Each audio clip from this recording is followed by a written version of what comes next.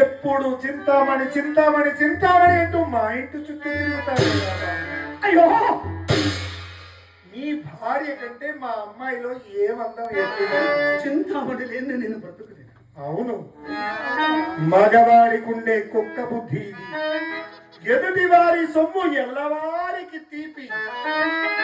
చూడు, మా అమ్మాయి నీకోసమే పుట్టింది, నీకోసమే ఇంత అందంగా పెంచాను. ఇవన్నీ నా వృత్తి ధర్మం. నీ బుద్ధి ఏమైంది? చూడు, మహాపండితుడైన దైవమంగళమూర్తిని తీసుకొచ్చి తార్చిన వేశ్య వ్యామోహంలో పడి అత్తవారిచ్చిన అంటుమావిడి తోట వేసి అడిగితే రాసిచ్చేశాడు. భార్య మెడలో మంగళసూత్రాలు కూడా తీసిచ్చేశాడు. ఇంకా నువ్వు దిగజారడానికి ఎంతగా ఎంతగా ఎంతగా దిగజారు. మంచి చెప్పే మిత్రులు లేరు, ఆస్తి పాస్తులు లేవు. నీకొక్క మిగిలింది ఒక్క ఆరోగ్యం మాత్రమే. నిరంతరం భోగాల కోసం ఆశపడేవాడికి మిగిలేదేమిటో తెలుసా?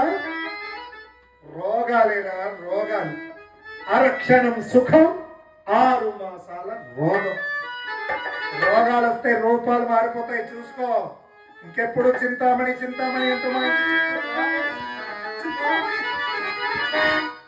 నీకు మేలు చేస్తాను, ఓ మంచి మాట చెప్తాను. లక్షణంగా ఇంటికి పో.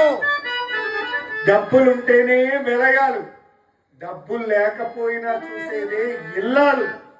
నీ ఆరోగ్యం కాపాడుకో, భార్య కాళ్ళ మీద పడు, తప్పలేసుకో. అంతేగాని చింతామణి చింతామణి అంటూ ఇది ఎగరేసుకొని వచ్చి మా ఇంటి చుట్టూ